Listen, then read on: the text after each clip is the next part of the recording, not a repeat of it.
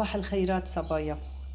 بدنا نعرف كيف فينا نستفيد من الحامض وشو فوائد الحامض للجسم. هيدي اشياء كلنا بنعرفها قديش هو مهم الحامض، بس كيف فينا نستفيد من الحامض من بعد ما نعصره. الحامض اذا نحن عصرناه وتغرغرنا بمية الحامض مع الكربونات مهم كتير لالتهاب الزلعين.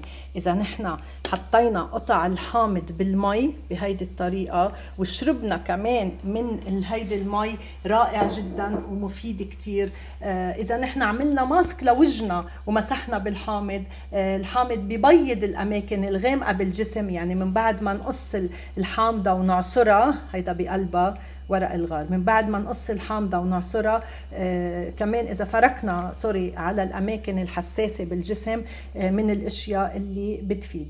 ورق الغار رائع جدا، كلنا بنعرف فوائد ورق الغار للجسم. ريحته طيبه، بينعش، اذا غسلنا شعرنا بميه ورق الغار بيطول الشعر وبيعطي ريحه طيبه. اكبر دليل بنجيب شامبو صابون الغار وبينعش الجسم. كمان الغار ممكن يكون غار اخضر، ممكن يكون الغار المجفف. هيدا رائع ومفيد للجسم. لكن منغلي من بعد ما نعصر الحامض وحتى ما نكبه، ونظرا لغلاء المعيشة، يعني قديش كيلو الحامض حقه، ليش لحتى ما نستفيد منه؟ وصحيا في له فوائد كتيرة. عصرنا الحامض، اوكي، غليناه بالمي مع الغار، عطى ريحة طيبة. وهيدي المي أكيد ما بنرميها، بنعبيها بعبوة تكون سبراي مية غلي الحامض مع الغار. يعني تشوفوا قد ايه ريحتها كتير طيبة. فينا نحط بقلبها شوي خل التفاح أو الخل الأبيض.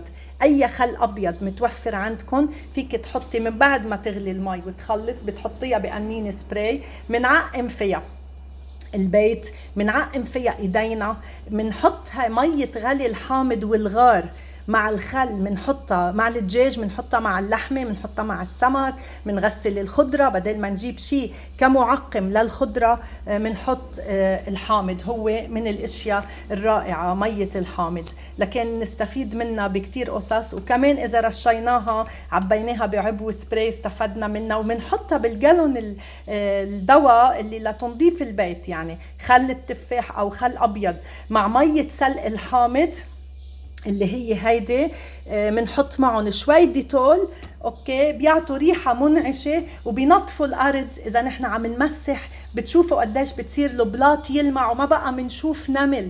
تخيلي انت فايتة عبايتك عم بتشمي ريحة حامض وغار وانت غليتيهم وحاطه معهم شوي خل، ما فيهم شيء، بكلفة بسيطة وبشي كتير صحي ومفيد. وبنرجع هودي الحمضات من بعد ما نحن سلقناهم واخدنا المي، شو بنعمل بهودي الحمضات؟ بنطحنهم. اي بلندر عنا، ترموميكس، بلندر، اي بلندر فينا نحن نطحن عليها قشرة الحامض لك كيف صاروا. مع بنحط شوي مي من الحامض، شوي صغيرة من مية سلق الحامض معهم. بنضيف لهم كربونات، ملعقة كربونات. بنضيف لهم ملعقة من الخل الابيض اللي نحن حكينا عنه هلأ. بيصيروا بهيدا الشكل. شو بنعمل فيهم؟ فينا نعملهم سكراب للجسم، اوكي، ببيضوا الجسم. وحتى الاماكن الغامق لونها، واللي حتى لو بالاماكن الحساسه ما في مشكل، مثل تحت الباط، على الوجه، يعني بهيدي الاشياء ما بيتاثر ابدا الجسم. في ناس عندها تشققات باجريها، في ناس عندها نوع من الصدفيه، في ناس عندها ريحه بشعه سواء تحت الباط او بالاجرين، او بيفرز الجسم ريحه بشعه. بس نعمل هيدا السكراب اللي هو القشر الحامض المطحون، برجع بقول، مع شوي من ميه السلق، مع ملعقتين 3 خل ابيض، مع الكربونات. هن رائعين جدا. عملناهم سكراب واستفدنا فيهم. واذا نحن لما نقطع الحامض بالنص، يعني لما نعصر الحامض او قبل ما حتى نعصرها، فينا نفرك تحت الباط او على الوجه. كمان بيساعد على تبييض الجسم وبيروح الريحة البشعة للناس اللي بيطلع لهم ريحة بشعة بالجسم. وهيدا الشيء ما بيضر، ما له ابدا ابدا ولا اي سلبيات.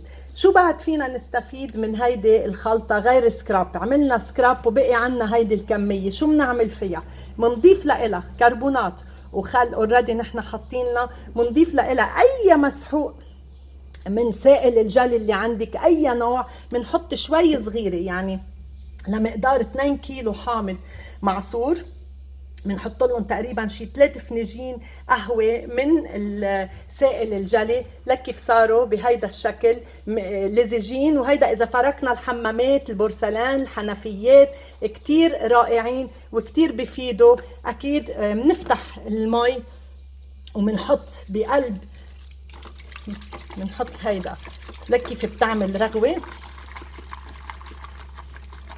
واذا بدكم رغوه اكتر فيكم تضيفوا اكتر دواء جلي، بس هيدا بكفي. يعني صار عنا دواء جلي بنعم الايدين. اذا انت بدك تحافظي على ايديك بنعم